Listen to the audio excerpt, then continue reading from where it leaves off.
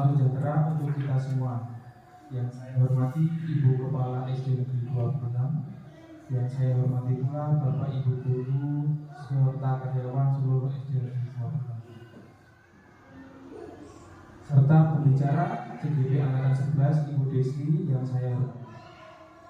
Pertama-tama marilah kita panjatkan puji dan syukur kepada Tuhan Yang Maha Esa yang pada hari ini dalam acara diseminasi budaya positif oleh Ibu Desi Yolanda Putri.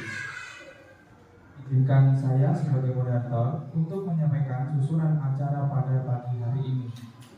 Yang pertama, pembukaan. Kedua, sambutan Ibu Kepala.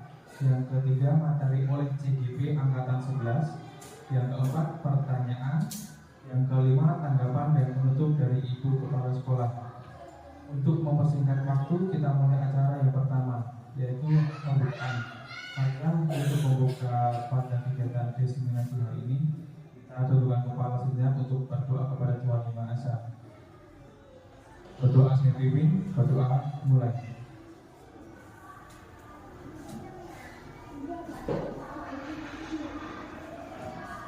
Selesai, terima kasih.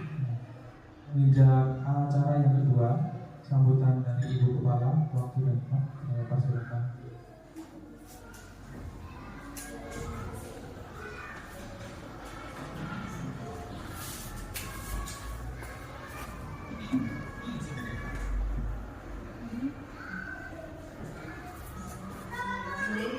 Assalamualaikum warahmatullahi wabarakatuh.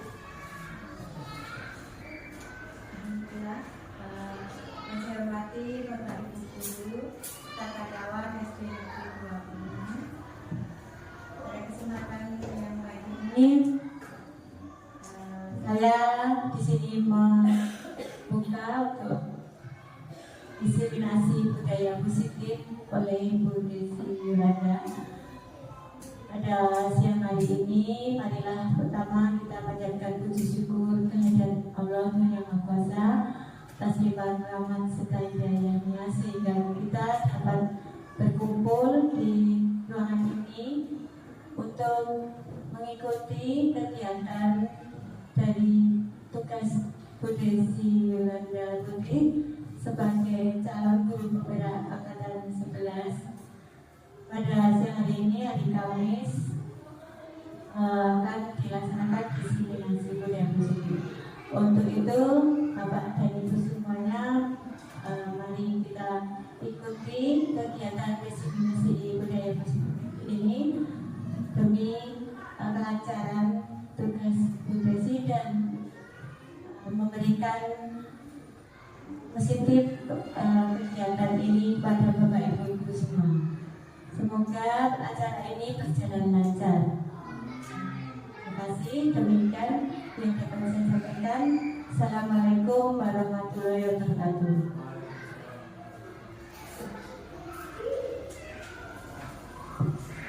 Baik, terima kasih kepada Ibu Kepala Sekolah atas sambutannya. Menginjak yang acara ketiga, yaitu materi oleh CGP Angkatan 11. Waktu dan tempat kami persilakan kepada Ibu Desi.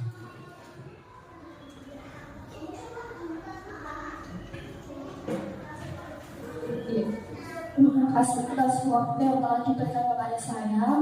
Mohon maaf ya Bapak Ibu sebelumnya kalau suara saya ini hilang karena sedang batuk beberapa minggu. Jadi mohon maaf jika nanti suaranya terputus-putus karena memang suaranya ini agak hilang. Nah, di sini saya sebagai calon guru penggerak Angkatan 11 mempunyai tugas dari guru penggerak, yaitu diseminasi budaya positif.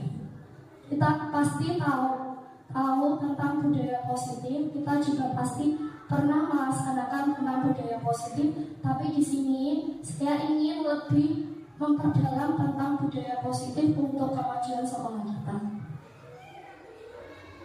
Nah, latar belakang diseminasi pada pagi hari ini yaitu yang pertama, kita tahu bahwa Bapak Pendidikan kita adalah Bapak Ki Hajar Dewantara. Nah, beliau menyatakan bahwa untuk menciptakan siswa yang merdeka belajar, maka syarat utamanya harus mempunyai disiplin yang kuat. Jadi anak-anak itu harus memiliki disiplin yang kuat agar dia bisa merdeka dalam belajar, seperti itu. Nah, disiplin yang kuat ini adalah disiplin diri yang berasal dari motivasi internal, yaitu motivasi dalam diri sendiri. Jadi motivasi anak-anak itu, kalau anak-anak memiliki keinginan untuk disiplin, dia pasti juga akan disiplin. Tetapi Bapak Ibu, jika kita menemui anak yang belum memiliki motivasinya sendiri untuk disiplin, maka jika tidak memiliki motivasi internal, maka diperlukan motivasi eksternal. Eksternal itu berasal dari orang lain. Nah, untuk mendisiplinkan dirinya, disinilah peran kita sebagai sekolah sebagai orang lain untuk mendidik anak-anak kita menjadi disiplin. Jika dia tidak memiliki disiplin dari motivasinya sendiri, kita sebagai sekolah harus mendukung dia untuk memiliki motivasi agar memiliki sikap disiplin yang kuat, sehingga tercipta siswa yang merdeka dalam belajar. Begitulah perlakuannya.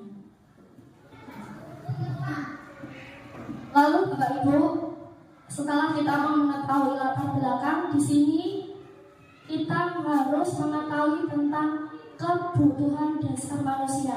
Jadi ternyata manusia itu memiliki kebutuhan dasarnya. Di sini ada 5 ya Bapak Ibu. Yang pertama itu untuk kebutuhan bertahan hidup. Nah, di sini kebutuhan bertahan hidup itu adalah kebutuhan yang bersifat fisiologis untuk bertahan hidup. Jadi dia gimana caranya untuk tetap hidup, seperti itu.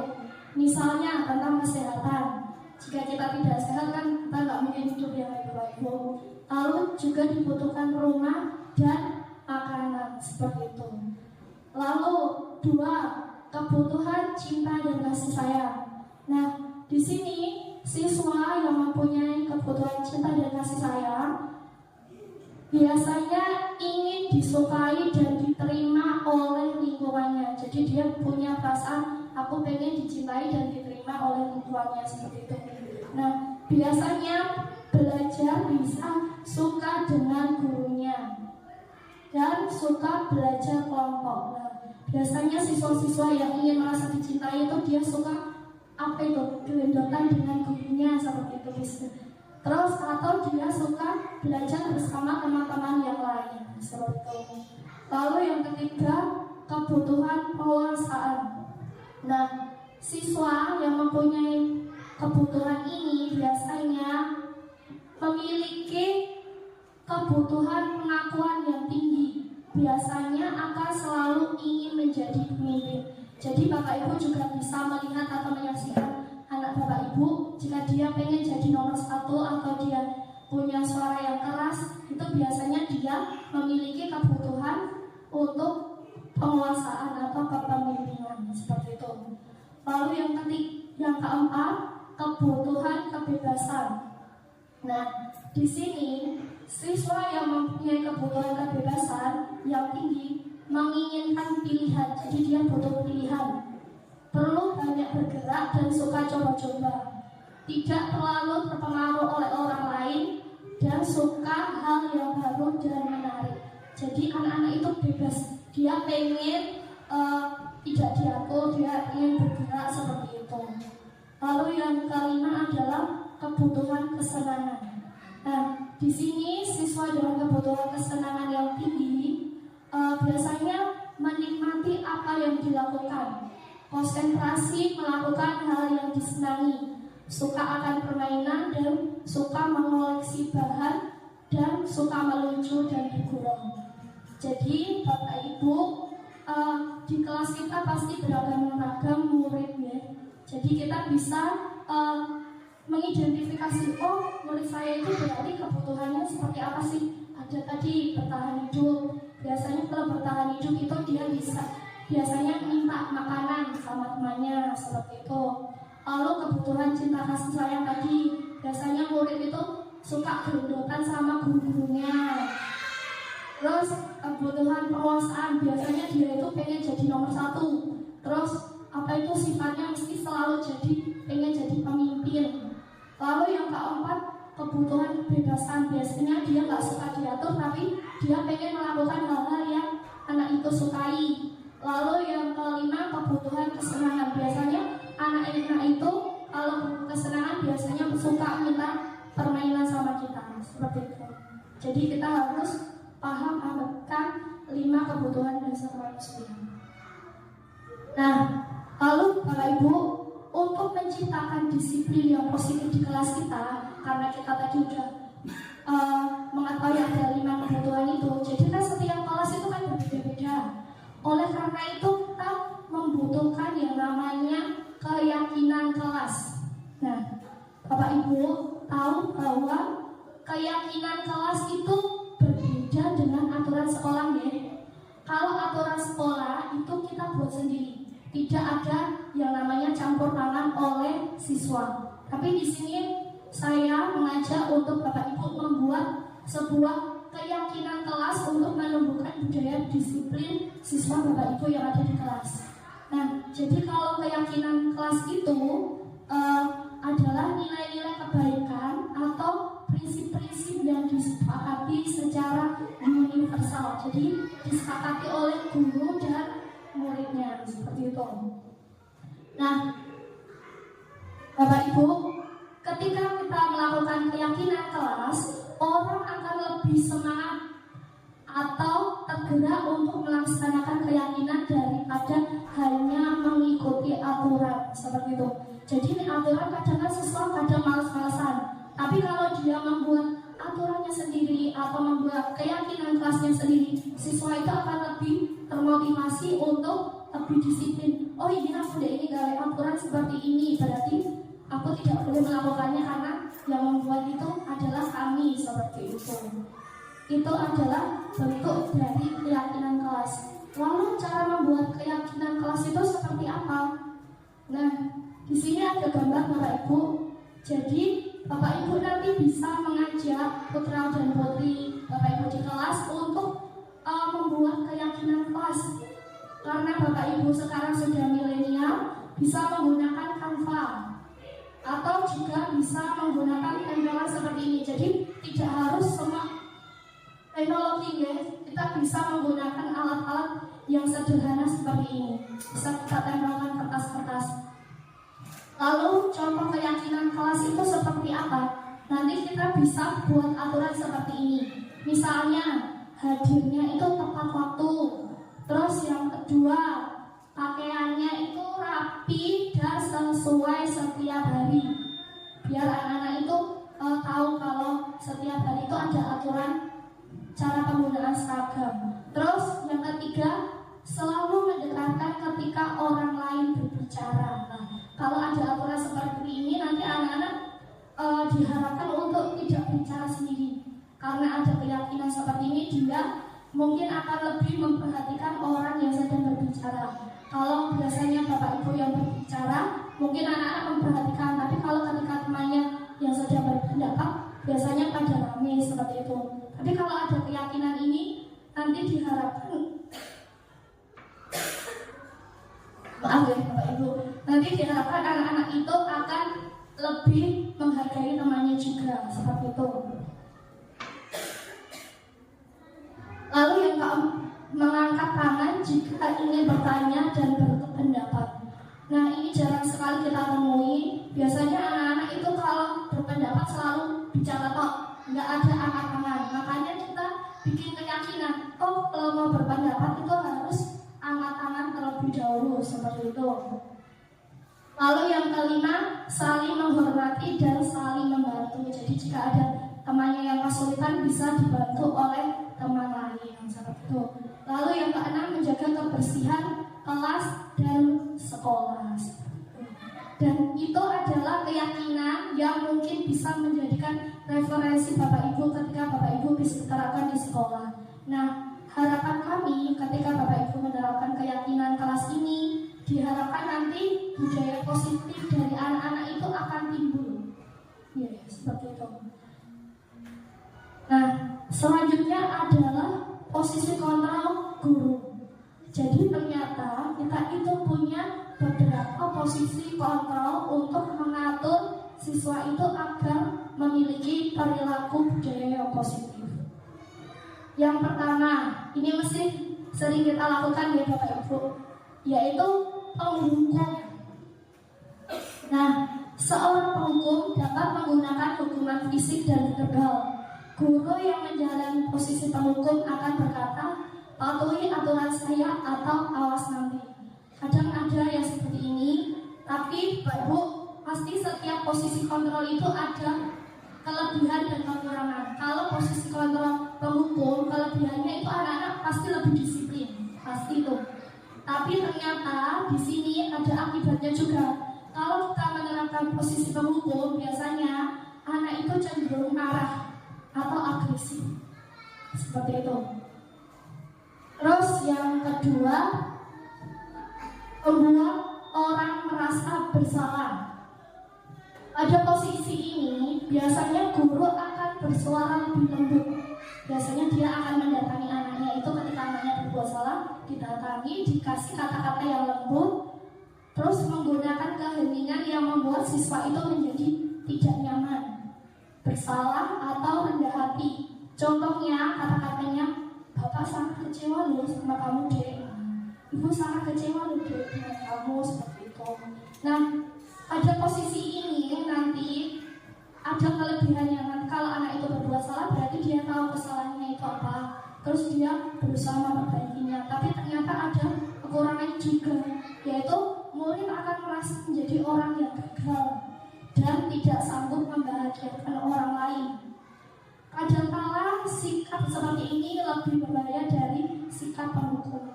Nah, ternyata kalau kita membuat anak itu merasa bersalah, itu ternyata ini yang lebih parah dari sikap penghukum. Karena emosi akan tertanam rapat di dalamnya. Jadi kalau anak itu diem gitu kan, emosinya malah di dalam hati, seperti itu. Terus murid juga akan menahan perasaannya, dia mungkin kurang bisa mengungkapkan perasaannya. Nah, ini juga biasanya kita temui di Bapak Ibu guru, yaitu posisi sebagai teman.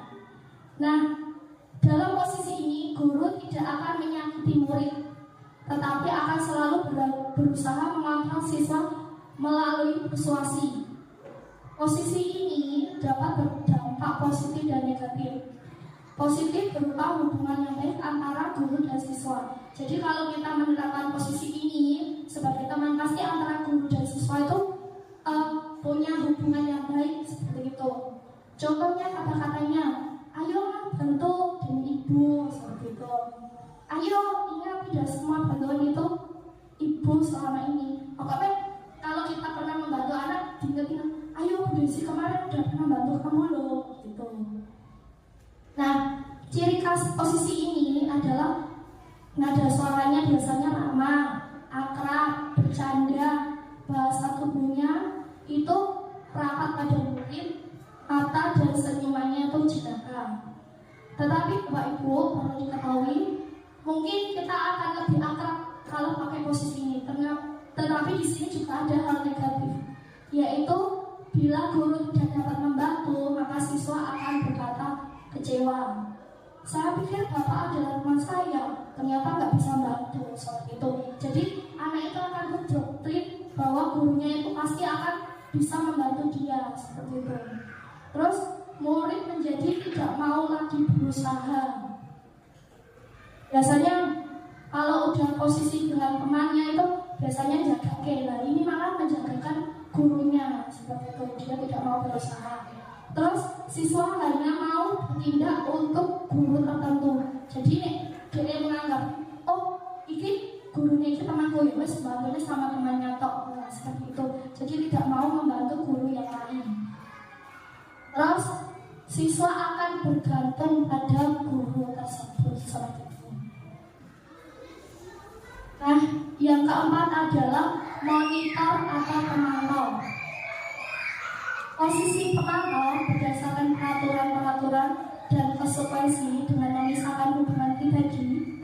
Nah, biasanya menggunakan kata-kata seperti ini. Ayo, peraturannya apa?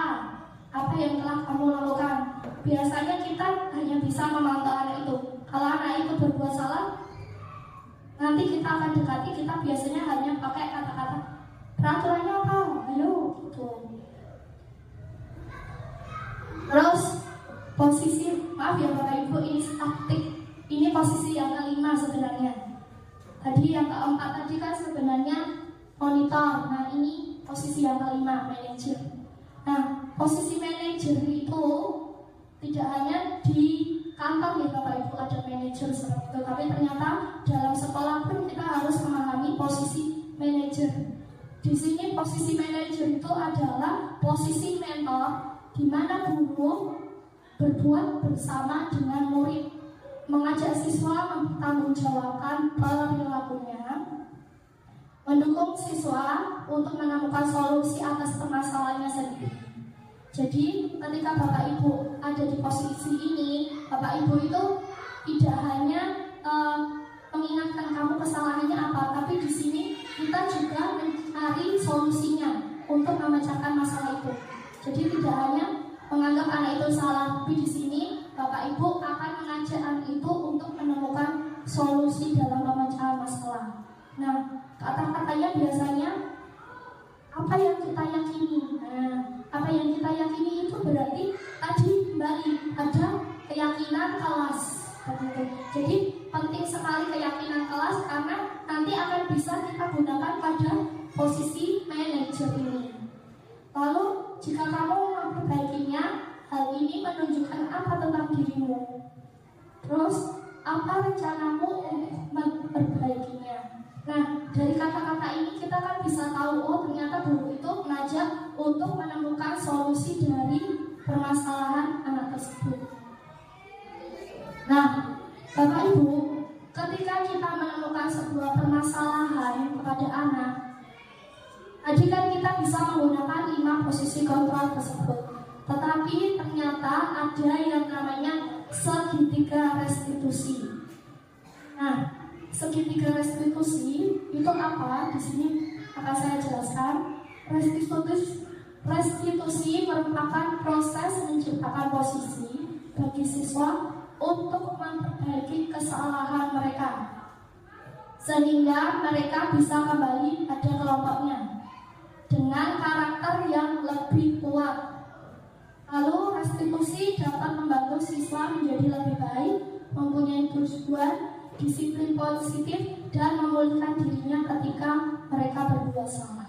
Jadi pada posisi segitiga restitusi ini akan diajak untuk guru itu memiliki posisi untuk memperbaiki kesalahan siswanya. Dengan cara apa? Nanti kita belajar dulu. Yang pertama, sisi menstabilkan identitas. Jadi kan ada 3 ya. Yang pertama ini adalah menstabilkan identitas. Nah, sisi ini merupakan bagian dasar dari segitiga yang bertujuan untuk mengubah identitas anak dari yang gagal karena melakukan kesalahan menjadi orang yang sukses. Contoh kalimatnya, berbuat salah itu tidak apa-apa, tidak ada yang manusia yang sempurna, seperti itu. Jadi ketika anak itu berbuat salah, kita jangan langsung menghakiminya. Kita kasih kata-kata motivasinya dulu. Gak apa-apa berbuat salah, semua orang pasti pernah melakukan kesalahan, tapi kita harus mau dan berusaha untuk memperbaiki kesalahan itu.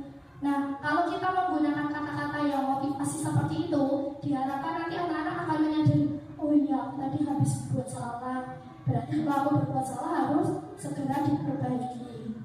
Nah, kalau kita sudah menciptakan anak itu merasa bersalah, kita akan masuk ke posisi kedua, yaitu sisi validasi tindakan yang salah. Nah, restitusi tidak menyarankan guru berbicara kepada siswa bahwa melanggar peraturan adalah sikap yang baik. Tetapi dalam restitusi harus memahami alasan dan memahami bahwa setiap orang pasti pernah melakukan hal yang terbaik pada waktu tertentu. Maaf, untuk itu perlu dilakukan validasi terhadap kebutuhan dari siswa dengan menggunakan contoh kalimat berikut. bisa loh melakukan yang lebih buat.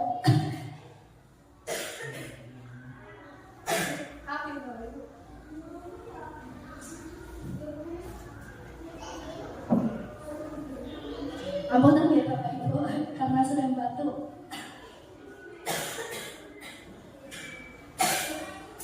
Nah, dilanjut, kamu pasti punya alasan kenapa melakukan hal ini.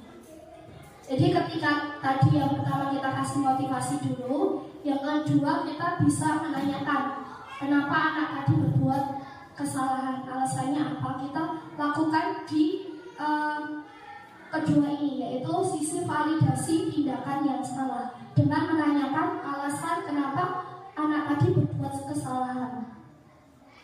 Lalu yang ketiga,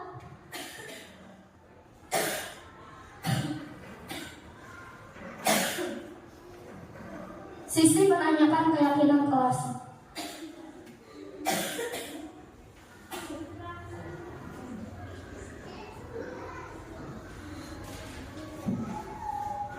Setelah melalui langkah 1 dan 2, maka anak-anak kelas siap untuk menghubungkan dengan nilai yang dipercaya dan berpindah menjadi orang yang diinginkan.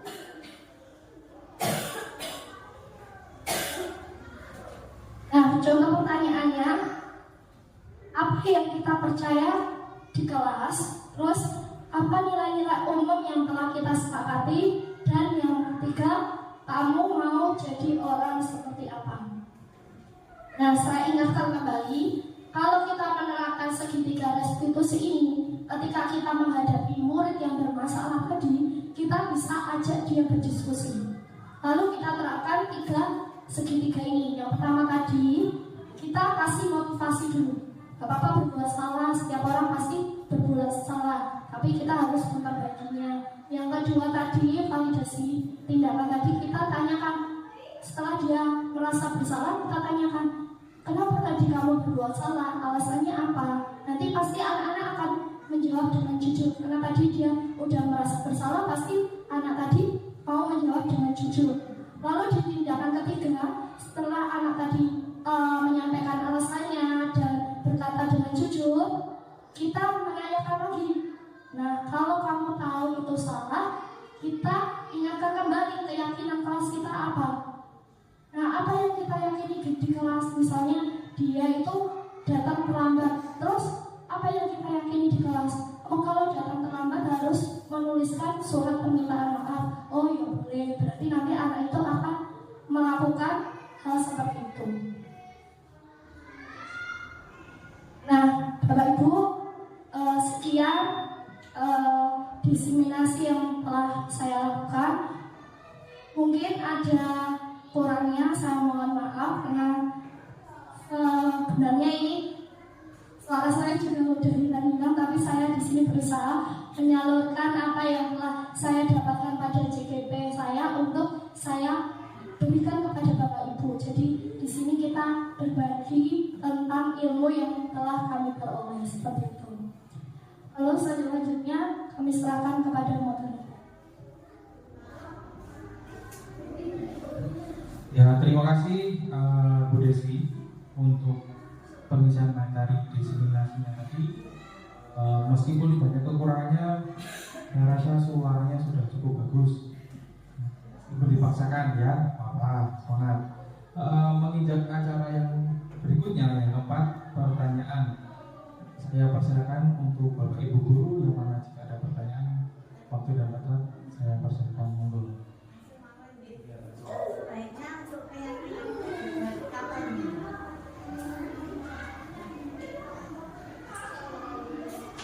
Ya, terima kasih Bapak. Tadi Bapak tanya, sebenarnya keyakinan kelas itu dibuat kapan?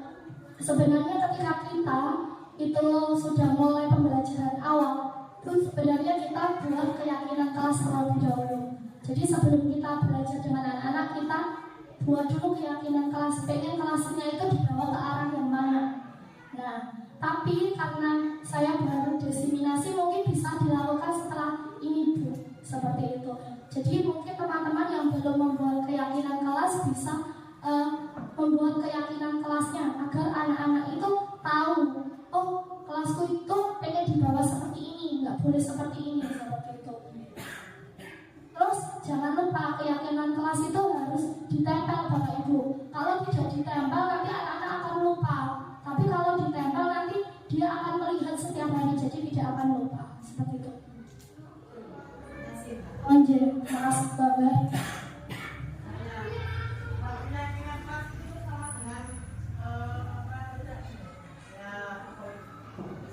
Kesepakatan kelas. Kalau saya buat Sebenarnya keyakinan kelas itu juga sama dengan kesepakatan kelas itu. Tapi kata-katanya yang lebih baik itu adalah keyakinan kelas. Jadi apa yang kita yakini seperti itu. Kalau kesepakatan kelas kan biasanya pakai kata-kata jangan. Nah ini kita buat kata-kata yang lebih baik. Misalnya datang tepat waktu. Jangan datang terlambat. Tapi kita ganti Bu, datang tepat waktu seperti itu. Jadi hanya pergantian kata yang lebih positif, lebih baik seperti itu.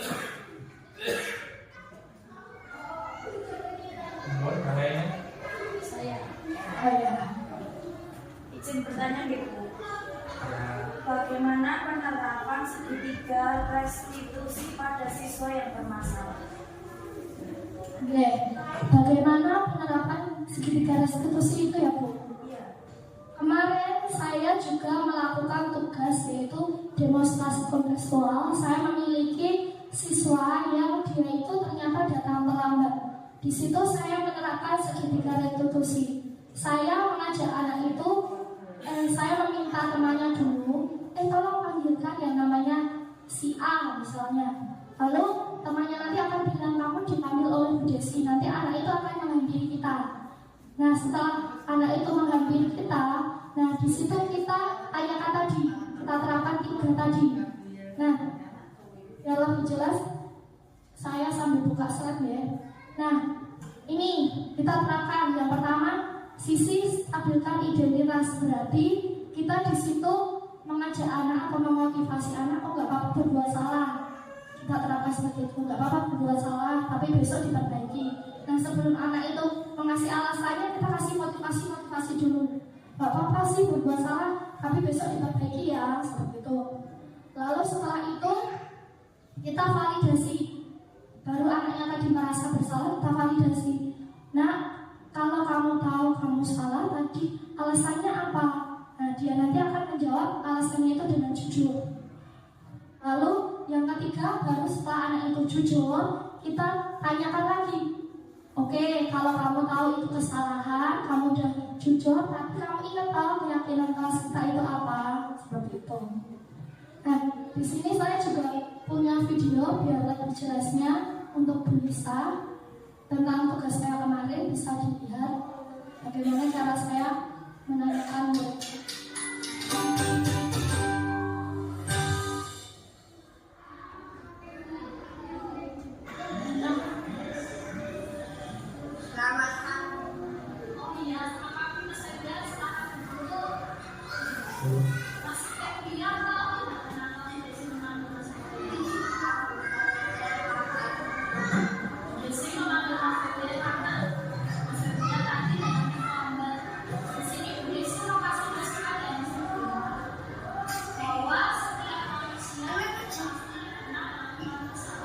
ini tahap pertama.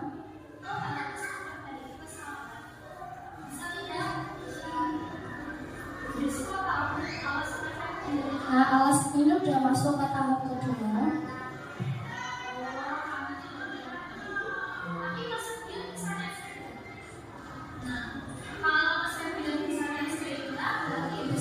Ketika kita menyanyikan alasan, kita harus kasih juga dia solusi.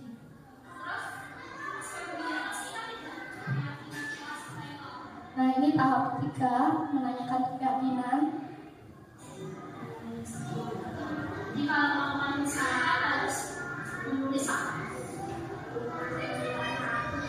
Bisa enggak? Silakan. Nah, ketika kita melakukan 3 kegiatan ini, nanti anak itu tidak akan menjadi tertekan, dia akan merasa lebih nyaman. Nah, di sini tadi saya juga tanya sama murid, gimana kalau Bu Desi menerapkan segitiga itu? Nah, coba.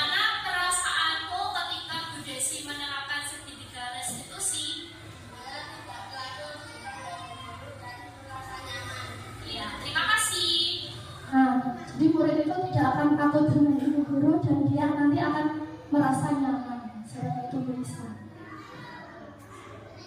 Mungkin ada pertanyaan lain? Ya, dulu. Jadi saya mau menanyakan tentang masalah orang guru. Pertanyaan saya, dari kelima orang kontrol guru mana yang lebih baik?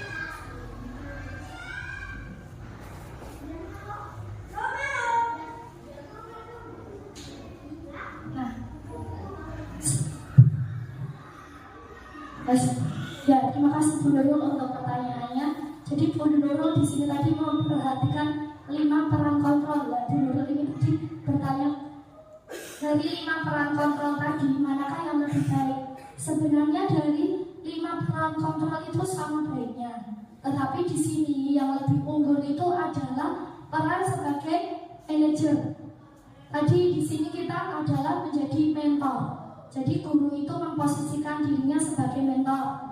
Dia akan mengajak siswa untuk bersama-sama mempertanggungjawabkan kesalahan yang telah dilakukan. Dan jangan lupa kalau mempertanggungjawabkan berarti harus dikasih solusi dari pemecahan masalahnya. Dengan cara apa? Tadi bisa dengan cara menanyakan keyakinan kelasnya itu apa. Seperti itu. Terus juga dengan cara menanyakan bagaimana kalau kamu memperbaiki kesalahanmu itu harus gimana, seperti itu. Jadi dari kelima peran kontrol tadi, di sini saya bisa menjawab bahwa peran kelima ini yang lebih baik dibandingkan peran yang lain.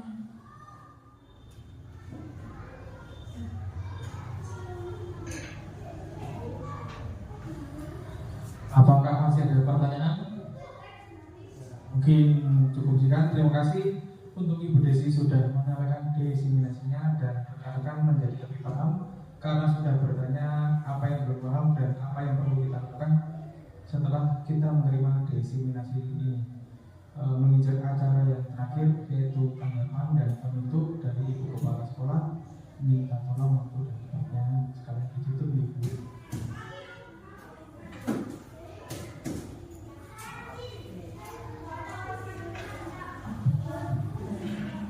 Terima kasih untuk Bu Desi untuk sosialisasi tentang diseminasi budaya musik.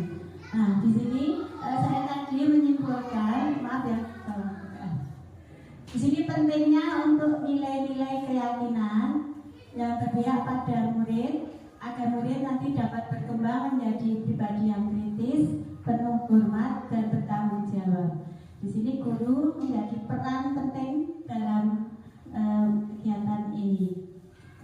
Monggo Bapak Ibu, ini untuk diseminasi yang bagus ini kita laksanakan di sekolah kita, dan tadi sudah dijelaskan Bu Desi bahwa pelaksanaannya dimulai pada pembelajaran pertama. Dan nanti bisa, kalau baru tahu sekarang, bisa dibuat sekarang. Demikian, semoga nanti diseminasi ini bermanfaat untuk kita semua dan juga anak didik kita yang menekankan tentang pendidikan karakter juga ya Bu Desi. Nah, sesuai dengan P5 yaitu pendidikan karakter yang akan menjadi kebiasaan-kebiasaan di sekolah kita untuk anak-anak kita, sehingga sudah menjadi niat keyakinan anak-anak untuk melakukan hal-hal yang baik sesuai keyakinan yang sudah dibuat di kelas. Demikian yang dapat saya simpulkan. Terima kasih untuk kesempatan hari ini. Semoga semuanya menjadi lebih baik lagi. Assalamualaikum warahmatullahi